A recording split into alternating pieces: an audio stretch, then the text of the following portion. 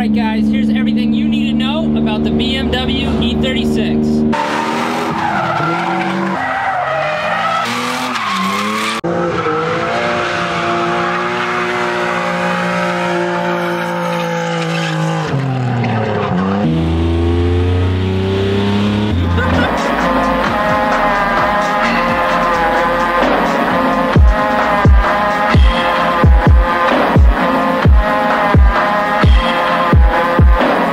Alright, so the first thing's kind of obvious, door cards. My door card kept falling off, so eventually what I did was I took it off completely. I'm gonna end up getting one of those cool, like, brushed aluminum door cards for all 4 of them. This one's fallen off too. It's very loose. Obviously I don't have that piece in there, but that's a common problem with the E36. You definitely want to check those out before buying one. Mine's definitely clacked out because I only got it for 600 bucks. So what I would do is just give them a quick jiggle.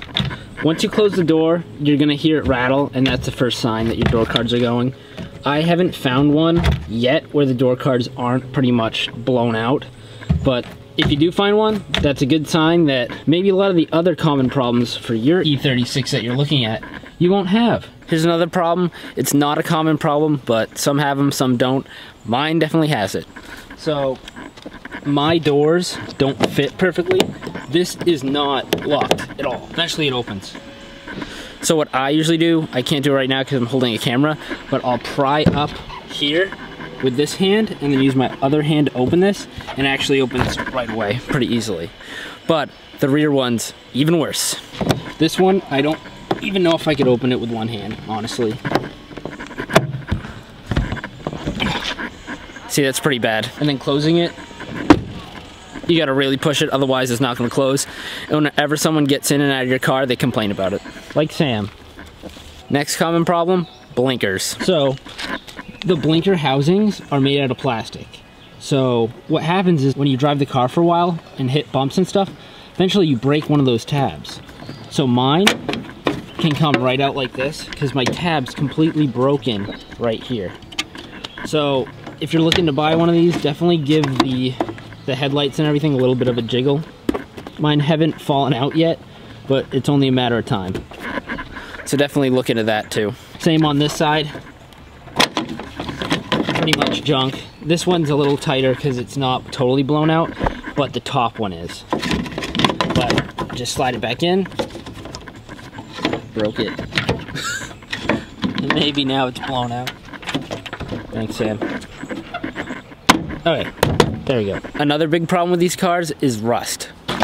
Mine is rusting all around the trunk, all over here. Also under here in the seal, which keeps the water out of the trunk. That does not do anymore. Now I'm gonna show you under the car where the rust really is a problem. Okay, so first spot you look at are the jack points. Mine's pretty crunchy. Look at that. Terrible. Terrible. But the jack point is actually not rotted through. It's just all around it. And another common place is right behind the rear fenders. That hole right there. Then it leads all the way up into here. I would not trust that jack point anymore. My frame rails are actually solid, which is good. My exhaust totally rotted through. I actually used exhaust putty to plug the holes that it was rotted against. Yeah, don't judge me. Alright, so the main spot you want to look for rust is the rear subframe, because that's one of the places that these tend to rip and rot through. Mine's all set. We just did the diff. It's a welded 391. It's a lot of fun. But definitely check those if you're going to do a diff, or if you're going to buy the thing, make sure you get under it, because if you don't, you're going to pay the consequences. Yeah, so make sure to check all the jack points, the rear diff, and right here under the front fenders. Mine's totally rotted through. The only reason you can't see the rust is because I put a brand new side skirt on there, so it hides it pretty well. And one of the worst jobs on this car is doing the starter. So I got this car for 600 bucks. Really good deal. Obviously it has some rust like you guys saw, but it needed a starter and some other things, but doing the starter, we had to take off this entire manifold, and I had to custom bend wrenches and cut a few in half just to actually get to the bolts. You can't get it from underneath there. You can only get it from you can only do the job from up top. Sam, what's your problem? So yeah, the starter's all the way in there, tucked in and behind everything. So yeah, make sure that the starter's up to date, or if the start even works. If not, prepare for a nightmare of a job. It took me about probably 4 hours, but it was the first time I ever did it.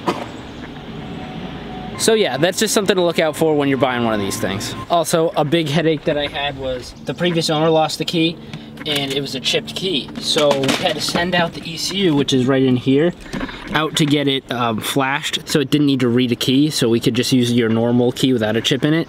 So that set us back about 2 weeks. As for the interior, mine kind of doesn't have interior because it's a drift car. It's not, you know, a luxurious stance mobile. But luckily my headliner's missing and a bunch of the other trim parts are missing, because my sunroof motor likes to jam into the cassette, which I know is a common problem with these cars, but let's see if I can get it to do it, and I'll show you guys how to fix that too. My bougie window switch. Okay, let's do that. All the way back. Okay, now let's see if we can roll it up. Okay, of course now it's not gonna do it. Aha! Okay. I love that I'm excited getting it stuck. I can't get it to go back now, no matter what I do, and you can see it flexing. Well, what I kind of thought was a good idea was to keep this little guy in my glove box. So what this is, it's a Torx bit, which is a T25 Torx, and all you're gonna do is put it in that little hole that they give you, right there. Give it a little bit of a nudge, and it should go. And it should go. Wrong way. So you should be able to turn it by hand actually to move it. Yep. Just like that. And if your motor completely goes, you can actually close the entire thing by only using the Torx bit. But your friends are probably gonna roast you. There you go. And it is all fixed. I know these sunroof cassettes are known to go, so just be prepared. If it does get stuck and it's about to rain, just keep one of these in your glove box. I got a cheap little wrench, not a big deal. Just keep it in there, and then you'll pop this little plastic cover off that's in yours and on mine, and you just use this Torx to close it. He just grabbed a piece of the E36 and started chewing on it. Next on the list, heated mirrors. Pretty much all of them have them, but over time the heat just eats through the protective coating and starts to stain your nice fancy mirrors. So you're gonna wanna get rid of those and get some upgraded ones. Pretty much nothing you can do about that but replace the mirrors. Again, tiny little problem, easy fix. So last on the list for common problems, overheating. These cars love to overheat. You see it at the track all the time. So what you want to do is replace all this with a nice new aluminum radiator, both aluminum sides too, you want to do. I do fancy hoses too, just because it looks cooler. But also get rid of this plastic expansion tank that just floats around. You could even throw an E-fan in there if you really wanted to. Also, fan clutches, make sure that your clutch has a good amount of drag to it, because that's what's going to stop you from overheating. So see mine? If it spins very easily, it's gone. I know what you guys are thinking, Steve, why is it all negative stuff about the E36? Well, I want to get that stuff out of the way first, so then we can have fun later and go over all the great things about the E36 and why I think everyone should at least drive it.